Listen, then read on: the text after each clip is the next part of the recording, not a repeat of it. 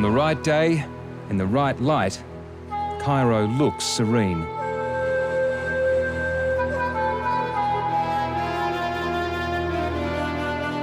The Nile is a timeless constant. So too, it seems, is the struggle for power.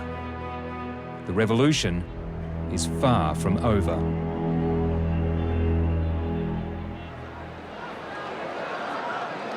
The rebellion gathered and grew 9 months ago at a busy roundabout in the centre of Cairo. As the world knows well enough now, it's a place called Tahrir Square. For 18 days and nights, Egyptians occupied the centre of the city. For once, I feel like I belong somewhere. Early on, foreign correspondent met one of the revolution's most impressive young leaders, Salma El-Tazi. Yeah, you guys are still here 14, 15 days. And followed her as the mood swung from day to day. Hopes rising and falling that President Hosni Mubarak would give up power. It's overwhelming because there are so many emotions.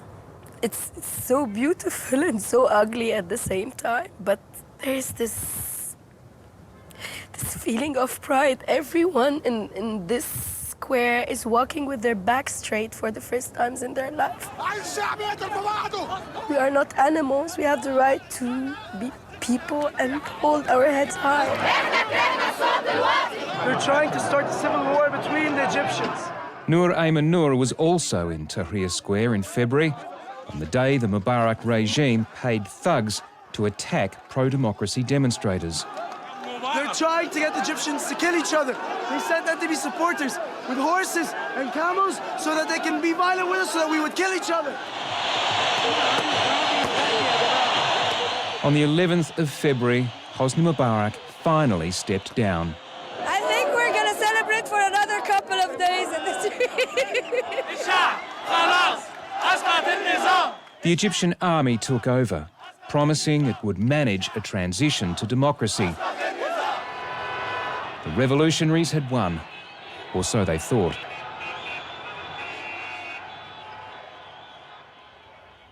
So when you were down in the square... Now, Salma El-Tazi fears that the army has no intention of going back to the barracks. It's unfortunate that it has to be this ugly and that the army is forcing the situation that there should be so much bloodshed.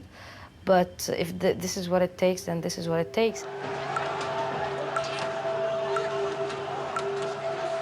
Every day, the Egyptian army is looking more and more like the regime it replaced. This video posted on YouTube has provoked disgust. It's hard to watch. It shows soldiers and police bashing and giving electric shocks to two men they accuse of selling weapons. This is the sort of brutality for which the Egyptian police were despised, methods which the army was thought not to practice.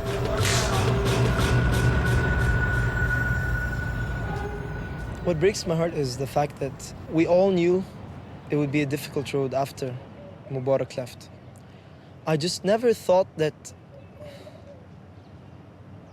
we'd be oppressed in the exact same way by very similar people, using the exact same mechanisms. Noor Ayman Noor is the son of a prominent Egyptian politician and bears the scars of being a revolutionary. Aged just 21, all his energies go into resisting the military's repression. People getting beaten up, people getting killed, people getting arrested, people being placed on military trials, as well as, again, using the media to scare people, to give them the impression that, okay, the revolution is over, now it's time to start building again. They're just not gonna give it to us like this. I mean, let's be realistic. These people were running the country for the past 60 years. And it would be very naive to expect that we tell them, okay, we want a civil state, we don't want you to have anything to do, and then they're just gonna tell us, okay, fine, take it. I mean, it wouldn't make sense.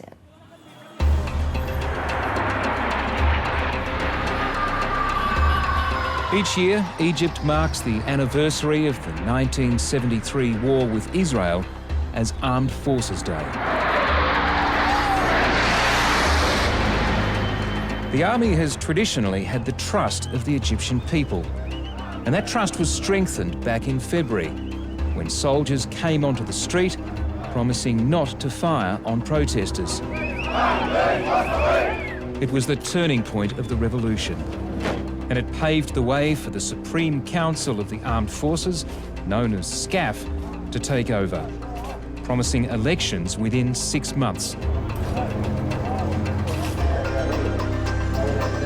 The SCAF leader is Field Marshal Mohammed Tantawi, who was Hosni Mubarak's defence minister for 20 years, and now fills the TV screens once dominated by the president. He claims progress towards democracy is being made, but many Egyptians have stopped listening. You know, the Armed Council, the SCAF, trying to kill the revolution.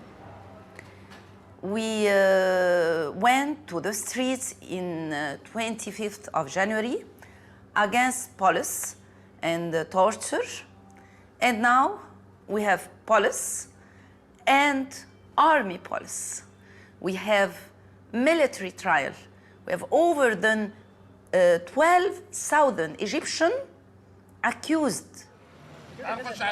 Bothaina Kamel was a newsreader on Egyptian state television until she quit 5 years ago, saying she could no longer spruik the government's propaganda. The revolution has given her a direction. She's now running for president. How to trust army? The mentality of the army is to give orders and to obey orders. I believe that the army don't want to give the power to a civil president. That's what I believe.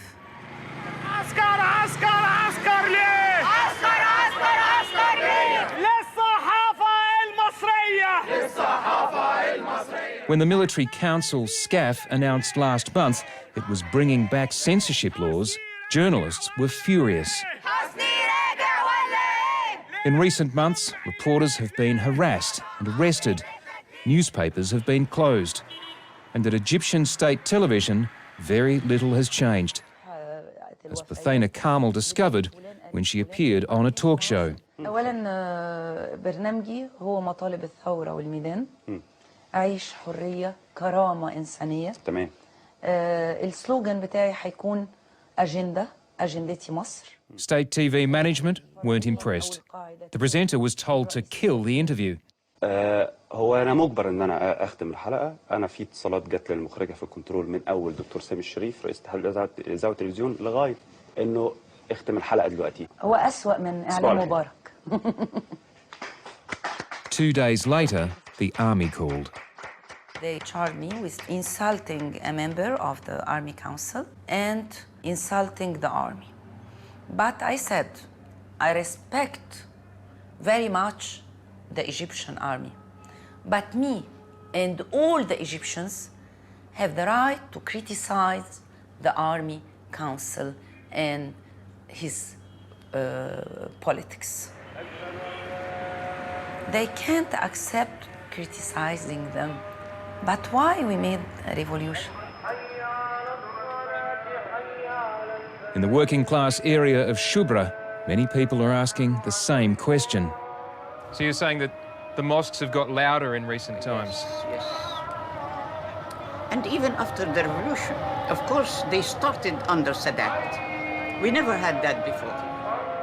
Dr. Nawal Saadawi is one of Egypt's most famous authors and activists, and another veteran of Tahrir Square. We have a backlash. We have a backlash against the revolution, against women, against secularism, against equality, against democracy. This is the problem. Everyone in Egypt has their own idea about what their revolution was about.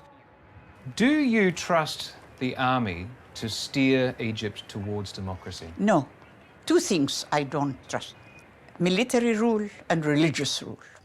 We must have a secular, civil government. And what if you don't get it? We'll fight for it. Nobody dreamt. I am I'm a woman of struggle, of confrontation, you know. I am a fighter, not only a writer. So I struggle for everything in my private life and in my public life. So we never dreamt that Mubarak would leave. The revolution was not just a reaction to the excesses of the regime, it was also driven by the fundamentals of life.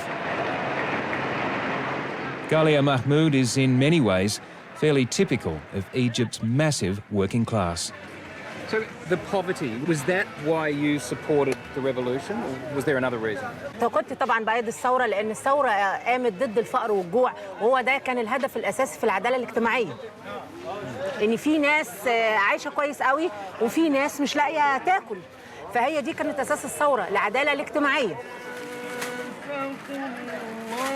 So Ghalia, what's your weekly food budget for your family? الأسبوع يعني ممكن ما تتعداش 100 جنيه طول الأسبوع. So for about $15 a week, you're feeding a family of 10. So what do they eat for that much money? يعني ممكن لو هياكلوا مرة واحدة بس في الأسبوع ممكن تبقى فراخ أو لحمة والباقي بيتعمل خضار مع رز وحاجات كده. While Ghalia still skimps on the household budget, the revolution has given her a chance to show other Egyptians what they can do. أهلاً وسهلاً بيكم يا حبايبي والنهاردة يومنا يوم جديد ولذيذ It's changed her life in ways she could never have expected. Ghalia Mahmoud is Egypt's newest celebrity chef.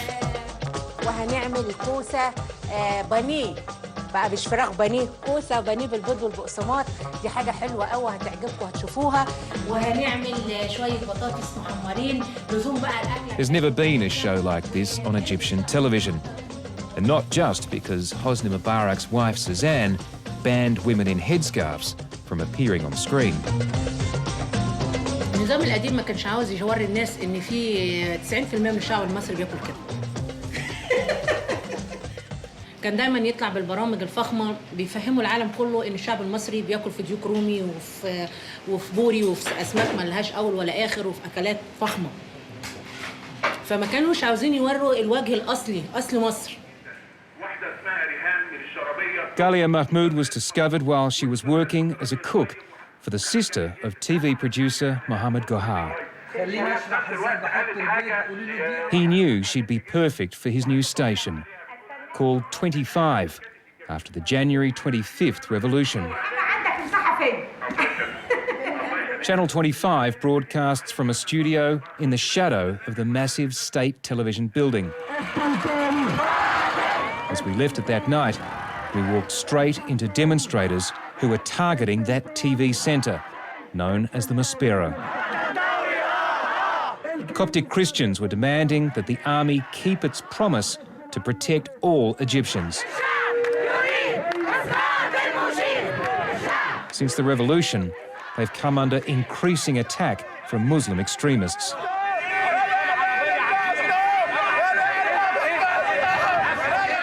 The Egyptian revolution meant for all Egyptians freedom. But unfortunately, the freedom didn't reach us until now. Until now, we didn't get in. I'm Muslim, but I'm talking by the same tongue of my Coptic brothers. The Egyptian revolution didn't protect them, didn't protect their freedom to religion.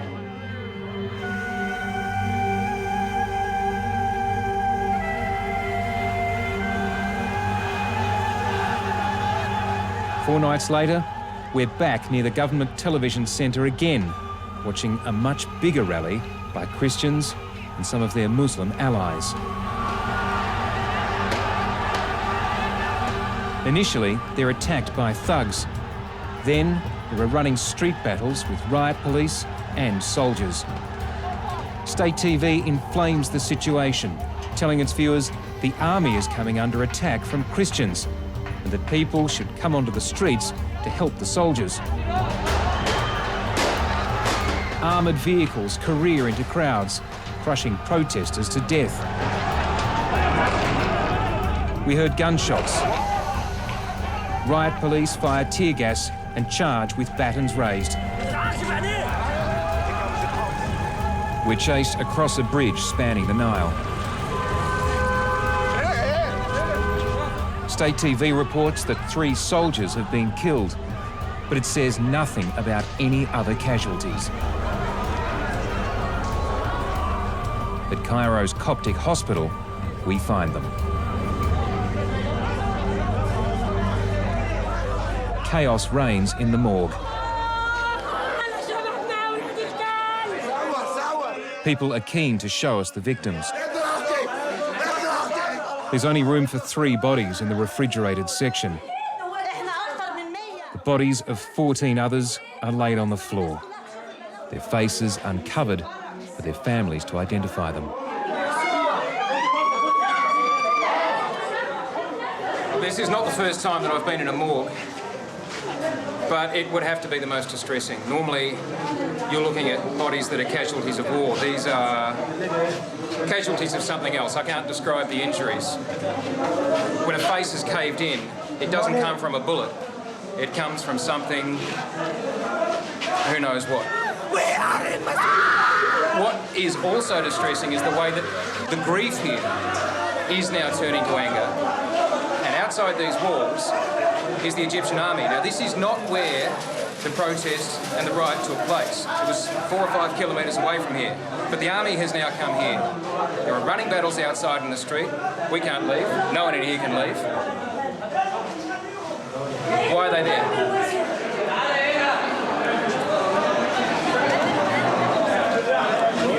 We are Christian. We come for the peace. We only come to Maspiro and we tell him we finish about 8 o'clock. They said that you set fire to the police vehicles, that police officers were killed? Yeah, the police officers and the army, the Egyptian army. I cannot believe the Egyptian army has been killed Egyptian people. Whatever nationality, we are Egyptian. We cannot believe of that. How come he put this to us? Why? This is a gunshot. This is a gunshot. At least 27 people were killed and 300 wounded in the worst episode of violence since the revolution.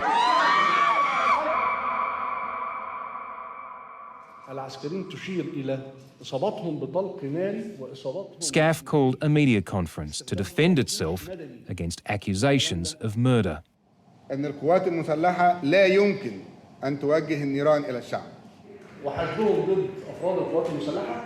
The army claims soldiers didn't use live ammunition and didn't deliberately run over anyone. It blames the deaths on unnamed infiltrators trying to destroy the revolution. And they always use big words like foreign conspiracy, mysterious powers of darkness, and this is not a joke. One of the statements said the mysterious powers of darkness. It was like Darth Vader is invading Cairo. They never tell you who this is, but they always keep it vague and they always make you feel that there's this huge conspiracy against Egypt and it's everyone's duty to really protect it, and the only way to protect it is to kill the people that are demonstrating in the street. يعني أصحاب المحلات الموجودين في المنطقة اللي حوالين منطقة ماسبيرو. On the night of the Coptic protest, Channel 25 shows pictures of the melee outside its windows. Suddenly, armed soldiers burst into its studio.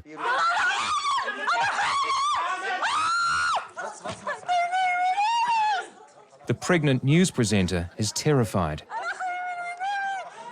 The Christian staffer is beaten up.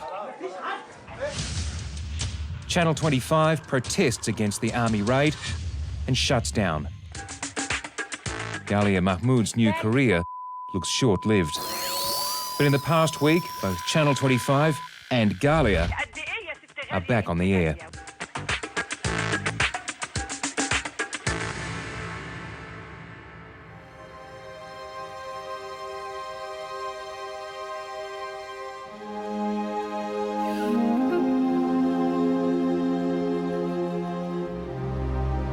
Many other Egyptians are also finding that the revolution isn't delivering change. The economy is paralysed. Half the population lives on less than $2 a day. Even in the fertile Nile Valley, farmers can only afford to lease tiny plots of land.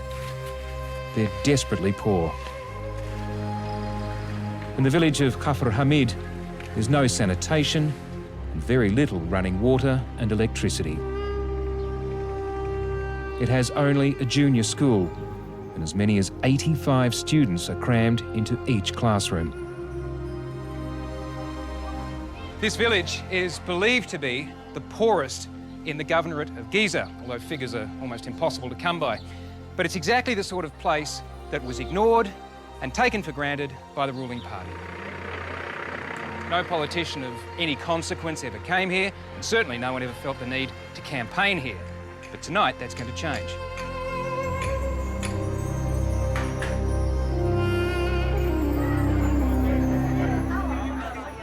Bothaina Kamel wants to be president to improve villagers' lives. Yet she's asking some difficult questions of potential voters. أنت مؤمن بالمساواة؟ يعني حق الغني زي حق الفقير؟ طبعا. يعني إنه كلنا لازم نتساوى؟ لا إحنا نؤمن إن ده حق لازم نناضل علشانه؟ طبعا. إنه ما فيش مسلم أحسن من مسيحي؟ لا كلنا زي بعض. ولما نحب نعلم الولد والبنت؟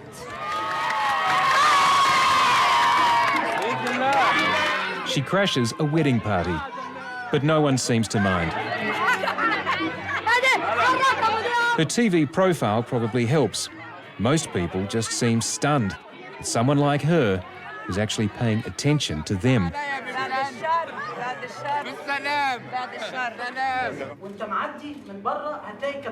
At the mayor's house, village leaders are pouring out their problems.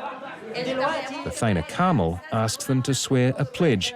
نقول القسم بتاعنا ممكن نقسم أقسم بالله العظيم أني لن أعود إلى سابق عهدي مواطن سلبي وأني لن أدع أحد يأخذ حقي وحق وطني وأبنائي.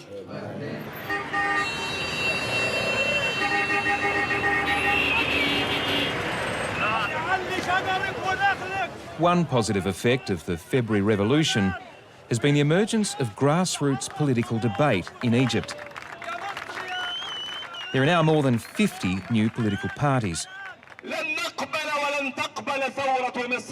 And in Tahrir Square, come most Fridays, each sets up its own stage and PA system, each trying to drown out the others with ear-splitting speeches.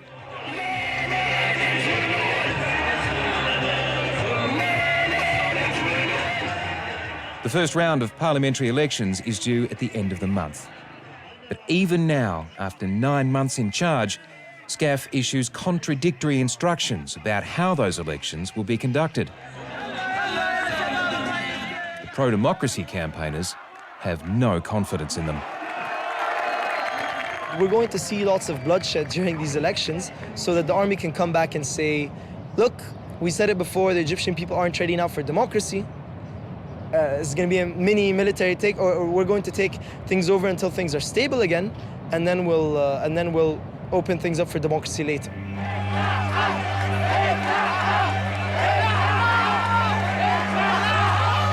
18 days of defying the Mubarak regime dramatically changed Salma El-Tazi's life.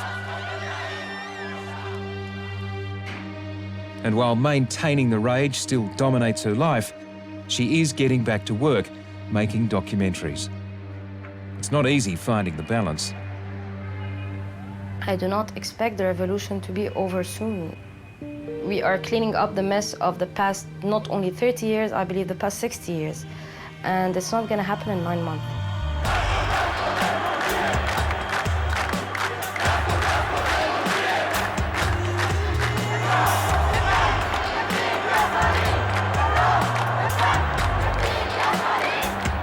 When the Coptic community buried their dead, they called them martyrs.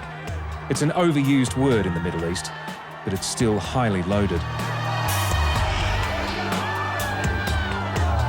As each coffin arrives, waves of emotion whip through the cathedral. For some, the anguish is too much to bear.